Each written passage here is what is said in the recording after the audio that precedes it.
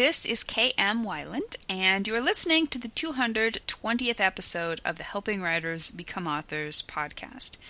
I'm currently in the midst of taking a little break from fiction and letting my brain reboot for the next story. So instead of writing, I've been filling my days with the manuscript evaluation I'm doing for the winner of the Structuring Your Novels launch contest. I've also been writing an article on outlining for the February issue of Writer's Digest and preparing for the Outlining Your Novel webinar this week.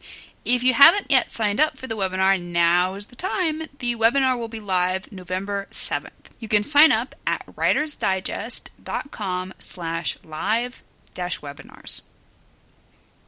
Why readers might put down your book, even if they love it. The latest post in the video series on my blog cautions against failing to identify and utilize the part of your book readers will like best. To watch it, visit my website at helpingwritersbecomeauthors.com. New videos are posted every Wednesday. And now, I hope you enjoyed this week's podcast entitled Most Common Mistakes, Part 26, Under-Explaining. The other day, I walked into the local theater to watch a showing of Captain Phillips. As I approached the door to Auditorium 4, popcorn and Pepsi in hand, I could hear the trailers still running, complete with epic music and bass-heavy vocals.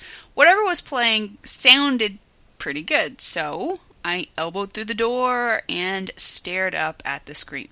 Except nothing was up there. The screen was blank, the room was pitch black. The audio was playing, but somebody had glitched the visuals. This is kind of how our readers feel when we fail to properly describe important aspects of our stories. A few months ago, we talked about how over-explaining can frustrate readers and even insult their intelligence. But of the two, under-explaining is perhaps the more egregious mistake. Why? Because, like what happened to me with the trailer before Captain Phillips, under-explanation tantalizes readers with the possibilities without giving them enough details to fill in the blanks. Under-explaining can happen for one of two reasons. One, the author doesn't know his story well enough. If you're writing about a character, setting, or activity that you really don't know that well, you may fail to fill in important blanks simply because you lack the info yourself. 2. The author knows his story too well. At the other end of the spectrum, we have the problem of our own rampant imaginations running away with us. We see our characters, settings, and situations so clearly in our own minds that we forget readers aren't sharing that vision. You may know your hero is blonde, 6'1", and about 20 pounds overweight, but that doesn't mean that information will be automatically brainwaved to your readers. So let's take a look at an underwhelming explanation. Sir Nigel burst into the room. He drew his sword and fought with some enemy soldiers. He left through the other door and used his eye patch as a tourniquet for the wound on his shoulder.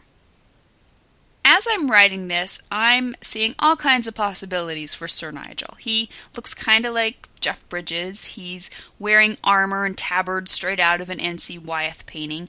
The room he enters is at the top of a circular stone tower and is furnished only with a wooden trunk and a table and chair. There are about 10 enemy soldiers all wearing chainmail. That's a pretty detailed vision, but did you get any of that when you heard my original paragraph? You were probably able to draw a couple inferences from the context. This Sir guy is fighting with a sword, so he's probably from a medieval setting, but that's likely about it. You definitely weren't sharing the details for my vision for the scene because I completely failed to present those details. Even the wounded shoulder ended up surprising you because I didn't allow you to see the blow that gave him that wound. And the eye patch? Where the heck did the eye patch come from? Sir Nigel started that scene already missing an eye? Avoiding under-explanation comes down to a few key techniques. 1. Distribute details throughout the book. Optimally, half of the details we've already discussed would have been distributed in other paragraphs. By the time Nigel storms the tower room, readers should already have a general idea of his appearance. The eye patch for sure, if perhaps not the Jeff Bridges comparison. 2. Let readers know what the narrator knows. Nigel probably knows the room he's about to enter is round and on top of a tower. You can prep readers for what's to come by keeping them abreast of the narrator's own knowledge and presumptions. 3. Show readers what the narrator sees. As soon as Nigel opens that door, he's going to see the salient features of the room, the number of men inside, and the details that prompt him to believe they're enemies. What he sees, readers should see. 4. Show, don't tell. Quite frankly, our fight scene in that paragraph stunk. It wasn't a fight scene at all, just a bare mention that there was some swordplay going on. You're not going to need to give readers a blow-by-blow account of everything that happens in your story, but you are going to want to dramatize the exciting and pertinent moments, such as when Nigel is wounded. We have to find a balance between too much description and not enough. We never want to insult our readers' intelligence by giving them more info than they need, but we also have to make certain we're giving them enough details to help them share our visions. Thank you for listening to the Wordplay Podcast. To read a transcript of this episode, you can visit my website at helpingwritersbecomeauthors.com. And be sure to check back again next week.